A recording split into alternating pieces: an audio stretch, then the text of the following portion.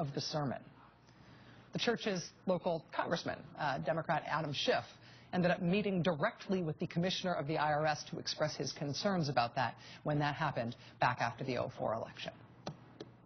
So the Inspector General's report on what's going on now with the IRS and whether they were unilaterally targeting groups on the right without targeting groups on the left, whether that was a mistake that was found and fixed and it's over, whether it has been an ongoing problem or a wider problem, whether it was a policy decision made by somebody high up who ought to be fired, or whether, God forbid, it could have been a political decision made for strategic reasons.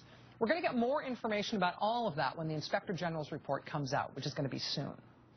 But if you want to know why everybody has their hair on fire on this, left, right, and center, all the way up to the president, why the Republicans and the president himself are furious and nobody is defending what happened here at all, the history of worry and well-founded worry about the IRS being used for political reasons, that is why everybody's so upset.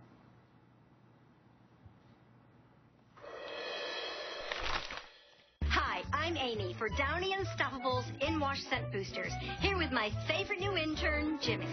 Fresh. And it's been in the closet for 12 weeks. Unbelievable. Unstoppables. Follow Jimmy on YouTube. My mantra? Always go the extra mile. To treat my low testosterone, I did my research. My doctor and I went with Axiron, the only underarm low T treatment.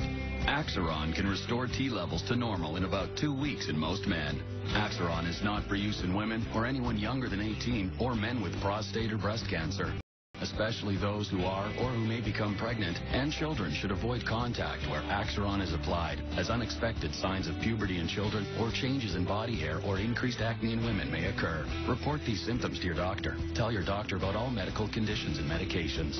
Serious side effects could include increased risk of prostate cancer, worsening prostate symptoms, decreased sperm count, ankle, feet, or body swelling, enlarged or painful breasts, problems breathing while sleeping, and blood clots in the legs. Common side effects include skin redness or irritation where applied, increased red blood cell count, headache, diarrhea, vomiting, and increase in PSA. Ask your doctor about the only underarm low T treatment, Axiron. In your lifetime, you will lose 3 sets of keys, 4 cell phones, 7 socks, and 6 weeks of sleep. But one thing you don't want to lose is any more teeth. If you wear a partial, you are almost twice as likely to lose your supporting teeth. New Polygrip and Polydent for partials. Seal and Protect helps minimize stress, which may damage supporting teeth by stabilizing your partial. And Clean and Protect kills odor-causing bacteria. Care for your partial. Help protect your natural teeth. Doctors trust calcium plus vitamin D to support strong bones, and the brand most recommended by my doctor, my gynecologist, my pharmacist. Citracal. Citracal. You trust your doctor. Doctors trust Citracal. Coming out here to Mount Rushmore, it reminds you that there are big issues at stake. Issues of equality, issues of the pursuit of happiness, issues of freedom, and this country standing for something. These guys were all looking forward to what they wanted to build in this country, every one of them. And this place reminds you of that. And it's not just about petty arguments over tax and environmental regulations, but it's about what kind of country you want to live in. Tonight at 11, Wi-Fi in the subway. Convenient for and convenient for hackers. Wireless security experts reveal the danger on the subway network. Tonight at 11 on News 4 New York. News boils out of New York City, this entire region. We're trying to constantly update the information. We get that story and we get it to you as quickly as we can. People want it immediately. Because what's happening now is affecting you.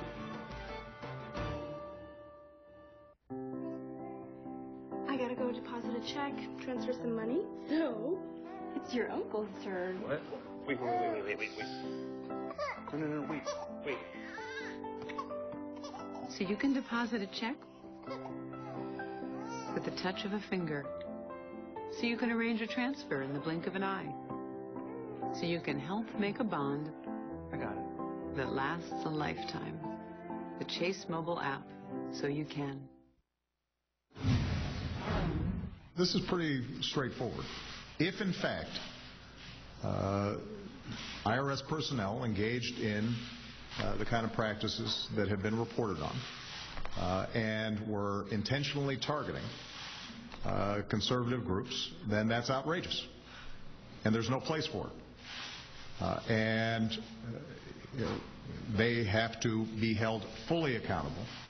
Joining us now is Congressman Adam Schiff, Democrat of California, who's calling for an investigation into the IRS to encompass both the Obama administration and the previous administration. Congressman Schiff, thank you very much for being with us tonight. Good to be with you, Rachel. So one of the reasons I wanted to talk to you tonight is not just because of what you're calling for in response to this current scandal, but also the way you responded when a liberal church in your district where an anti-war sermon had been given around the time of the 2004 election, they got what they perceived to be a harassing letter from the IRS. How did you view that at the time, and what happened when you contacted the IRS on their behalf? At the time was here was a progressive church that invited a former pastor in to give a sermon on war issues, and got more than a letter from the IRS. They got a full audit, a very expensive, lengthy audit by the IRS. And this was at the same time, Rachel, when other very prominent churches were denying communion to Democratic candidates close to the election in a way that, to me, telegraphed much more who they thought ought to be the winners of the vote of their congregation, much more than anything was said in this progressive Pasadena congregation. So it made me wonder whether the IRS was selectively enforcing and auditing churches based on their message during the Bush administration. I raised this issue along with one of my Republican and Libertarian colleagues with the IRS. I sat down with the commissioner. We wrote to the GAO to look into this, to figure out, were they being even-handed? Were they targeting just the progressive churches? And basically, Rachel, I got nowhere. The IRS wasn't willing to divulge any information, even in very generic form. How many churches were they auditing? What were the results of those audits? Even the things that wouldn't give away any information about particular taxpayers. But they weren't willing to be forthcoming. And it makes me wonder whether this is a more systemic problem that was in the past administration and also in the present administration. How do you think that we should go about finding, how do you intend to go about finding, as a member of Congress, finding out if the IRS is just screwing up or if they are grinding a political axe? What thread do you pull in order to find that out? Well, it looks like the Inspector General has done some pretty good work, and it may be that we'll want to ask the Inspector General to broaden the investigation that they're doing. And certainly when the House Oversight Committees look at the Inspector General report, I think it may be worthwhile for them to look more broadly at just the current allegations. But I think you're absolutely right. This is a flawed system to begin with. Many of these social welfare organizations are, but to the degree that this is the current law, we have to make sure we have an IRS that administers that law very even-handedly in a politically neutral way. At the same time, I'd love us to see Congress take action in doing away with this anonymous capability to donate to these organizations. I think that would diminish the problem very considerably.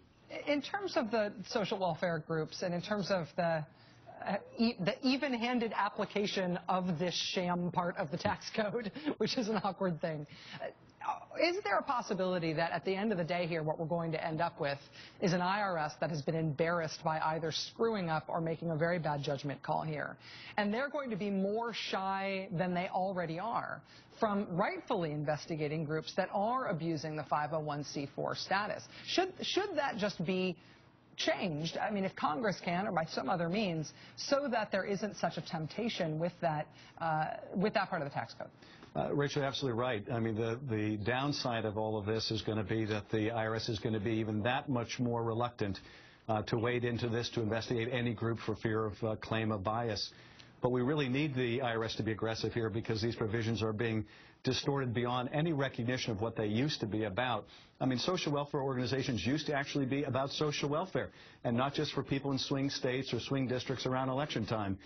So we've gotten very far afield of the original purpose of this code section, and I think Congress ought to move to either repeal it or at least require disclosure to take away the incentive for these massive organizations to be funneling anonymous contributions.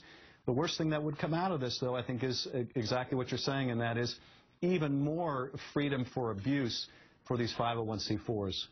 Congressman Adam Schiff, Democrat of California, thank you for helping us through this tonight, sir. Appreciate you being here. Thank you. The Congressman was saying there about the